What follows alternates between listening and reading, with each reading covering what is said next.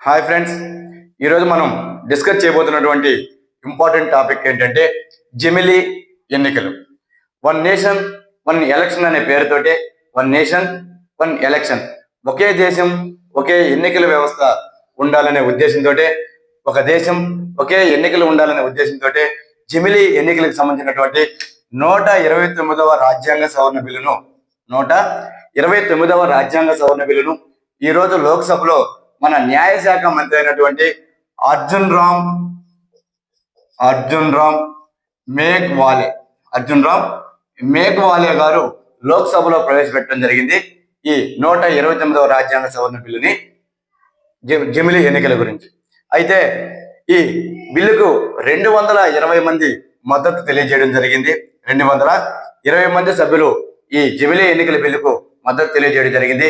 ముఖ్యంగా ప్రతిపక్షంలోని ఇండియా కూటమికి చెందినటువంటి 149 మంది సభ్యులు దీన్ని వ్యతిరేకించడం జరిగింది.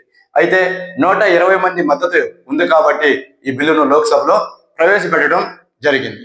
అయితే ప్రతిపక్షంలో ఉన్నటువంటి ఇండియా కూటమి దీన్ని వ్యతిరేకించడానికి ప్రధాన కారణం ఇది రాజ్యాంగ మౌలిక స్వరూపానికి వ్యతిరేకంగా ఉందని, అదేవిధంగా ప్రాంతీయ పార్టీల ఉనికిని పూర్తిగా దెబ్బతీసే విధంగా ఉంది కాబట్టి ఈ బిల్లును మేము వ్యతిరేకిస్తున్నామని చెప్పేసి ప్రతిపక్షాలు ఆరోపించడం జరిగింది. అయితే ఈ బిల్లు డిస్కషన్ కోసం లోక్సభ స్పీకర్ జేపీసీని ఏర్పాటు చేయడం జరిగింది. జేపీసీ అనగా జాయింట్ పార్లమెంటరీ కమిటీ. ఈ కమిటీలో లోక్సభ నుంచి కొంతమంది, రాజ్యసభ నుంచి కొంతమంది సభ్యులు ఉంటారు. ఈ కమిటీకి ఈ బిల్లును పంపించడానికి మన లోక్సభ స్పీకర్ అయినటువంటి ఓం బిర్లా గారు దీన్ని ఈ జేపీసీ ముందుకు పంపిస్తామని చెప్పేసి మద్దతు తెలియజేయడం జరిగింది.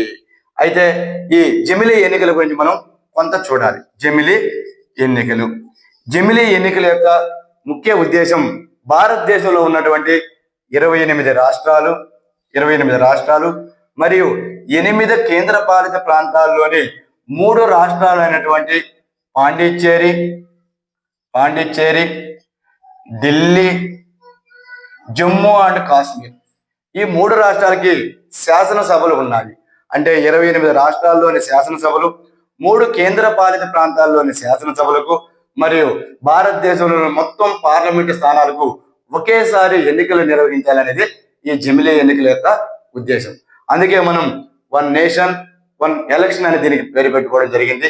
దీన్ని బేస్ చేసుకుని 129వ రాజ్యాంగ సవరణ బిల్లును తయారు చేసి ఈరోజు లోక్సభలో ప్రవేశపెట్టడం జరిగింది.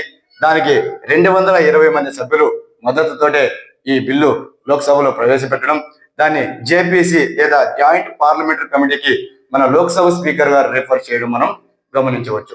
అయితే గతంలో ఈ జమిలీ ఎన్నికల కోసం మన మాజీ రాష్ట్రపతి అయినటువంటి రామ్నాథ్ కోవింద్ గారి ఆధ్వర్యంలో ఈ జమిలీ ఎన్నికల యొక్క సూచనలు, సలహాలు తెలియజేయండి అని చెప్పేసి ఒక హై పవర్ కమిటీని ఏర్పాటు చేయడం జరిగింది. ఈ కమిటీ గతంలోనే మన ప్రభుత్వానికి రిపోర్టు అందించడం జరిగింది. ఈ రిపోర్టు ప్రకారం ప్రస్తుతం ఈ 129వ రాజ్యాంగ సవరణ బిల్లును లోక్సభలో ప్రవేశపెట్టడం జరిగింది. అయితే ఈ ఎన్నికలు జరిగేటప్పుడు ఏదైనా కొన్ని ప్రాంతాలు లేదా రాష్ట్రాల్లో ఎన్నికలు జరపలేమని చెప్పేసి ఎలక్షన్ కమిషన్ కానీ రాష్ట్రపతి గారికి సిఫారసు చేస్తే ఆ ఎన్నికలను వాయిదా వేయడం జరుగుతుంది. ఆ తర్వాత రాజ్యాంగ సవరణ బిల్లులోని 129వ రాజ్యాంగ సవరణ బిల్లులోని సెక్షన్ 2లోని సబ్ క్లాస్ 5 ప్రకారం 129వ రాజ్యాంగ సవరణ బిల్లులోని సెక్షన్ 2 సబ్ క్లాస్ 5లోని ఈ క్లాజ్ ప్రకారం రాష్ట్రపతి ఆదేశాల మేరకు ఏ రాష్ట్రంలో లేదా ఏ ప్రాంతంలో అయితే వాయిదా పడ్డాయో ఆ ప్రాంతంలో తిరిగి ఎన్నికలు నిర్వహించడం జరుగుతుంది. అంటే ఒకేసారి ఎన్నికలు నిర్వహించడం సాధ్యం కాదు అనేది ప్రతిపక్షాల యొక్క ఆరోపణ. దీనికి భారీ ఎత్తున యంత్రాంగం అవసరం అనేది ఇండియా కూటమి లేదా ప్రతిపక్షాల యొక్క ఆరోపణ.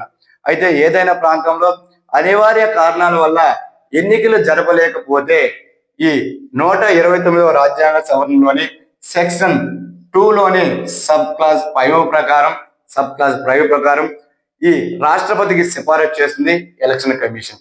ఆ తర్వాత ఎన్నికలు ముగిసిన తదుపరి కొద్ది రోజుల్లో ఆ ప్రాంతం లేదా రాష్ట్రంలో రాష్ట్రపతి ఆదేశాల మేరకు ఎన్నికలు నిర్వహించడం జరుగుతూ ఉందని ఈ బిల్లులోని ఈ సెక్షన్ 2 సబ్ క్లాస్ 5 తెలియజేస్తుంది. ఈ జమిలీ ఎన్నికల ముఖ్య ఉద్దేశం ఏంటంటే ముఖ్యంగా ఎన్నికల ఖర్చు అనేది చాలా వరకు తగ్గించుకోవచ్చు.